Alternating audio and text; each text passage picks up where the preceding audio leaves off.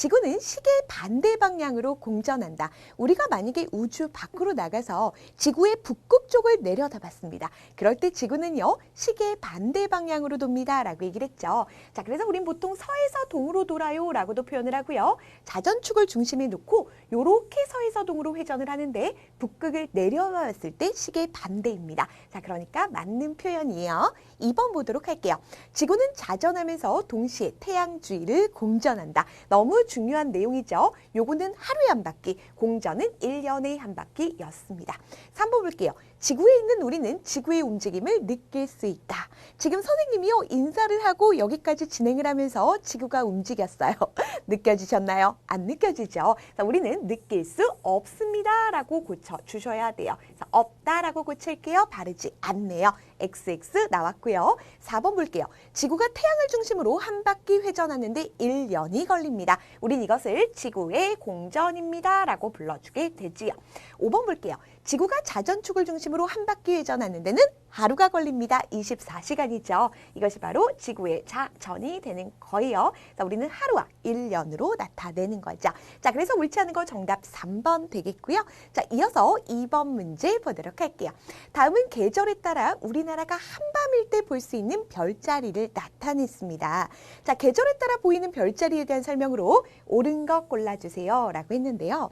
자, 사실 태양이 있는 쪽 같은 경우는 별자리가 보이지를 않아요. 왜냐하면 태양은 우리 지구에서 가장 가까운 별이면서 너무 밝단 말이야. 그렇기 때문에 한밤중에 보실 때는요, 태양의 반대편이 당연히 밤이 되겠죠. 그러다 보니까 봄 같은 경우는 이쪽에 있는 사자자리가 보이게 될 거고요. 물론 겨울철에 보이는 오리온자리나 거문고자리도 보이게 됩니다. 자, 그리고 여름이 됐습니다. 이쪽에 있는 거문고자리가 주로 보이게 될 거고요. 당연히 사자자리나 페가수스 자리도 보이게 될 거예요.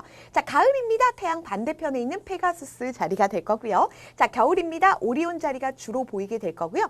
이 와중에도 지구는 자전을 하게 되고요. 공전을 하면서 약간씩 움직여 가기 때문에 당연히 겨울철에 오리온 자리뿐만 아니라 페가수스나 사자 자리도 보입니다. 라고 했죠. 자, 1번 보도록 할게요. 거문고 자리는 겨울철에 볼 수 없다라고 했습니다. 자, 거문고 자리는요, 겨울철 완전 반대편에 있죠. 볼 수 없는 거 맞습니다. 자, 겨울철에는 사자, 오리온, 페가수스를 볼 수 있는 거고 완전 반대편 거문고자리 못 본다. 나머지도 똑같이 적용이 되는 거예요. 그러니까 얘는 맞습니다. 자, 2번 볼게요. 오리온 자리는 겨울철에 볼 수 없다. 오리온 자리는 겨울철에 가장 잘 보입니다. 자, 그렇기 때문에 볼 수 있습니다. 라고 고쳐주시고요. 자, 이어서 3번 볼게요. 페가수스 자리는 모든 계절에 볼 수 있습니까? 아니죠. 가을에 주로 보이게 될 거고요. 여름이라든가 겨울에는 보이겠지만 완전 반대편 봄에 안 보이는 거예요. 자, 모든 계절 항상요, 보기를 보셨을 때 모든, 항상 이렇게 전체를 포함하는 단어가 나왔을 때는요, 아닐 가능성이 매우 높겠다라고 의심해서 보셔야 돼요. 자, 그래서 여기 잠깐 적으면요, 얘는 봄에 볼 수 없습니다 라고 표시하도록 할게요.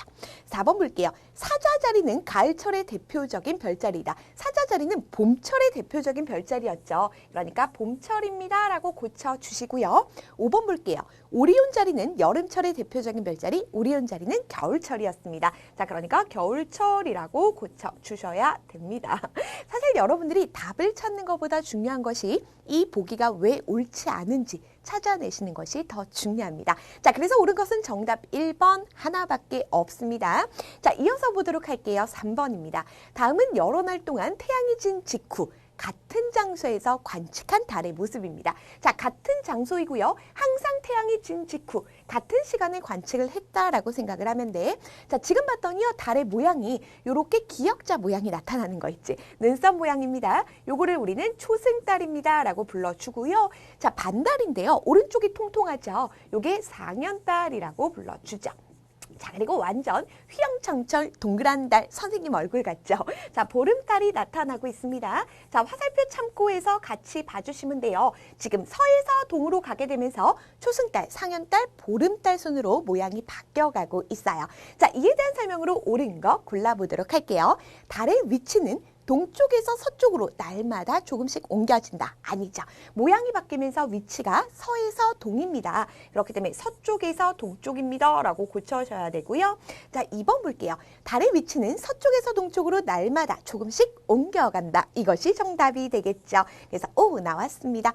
3번 볼게요. 달의 모양은 보름달에서 초승달로 점점 작아지는 것이 아니라 초승달에서부터 오른쪽이 점점 채워지면서 왼쪽도 다 채워진 보름달로 가는 거죠.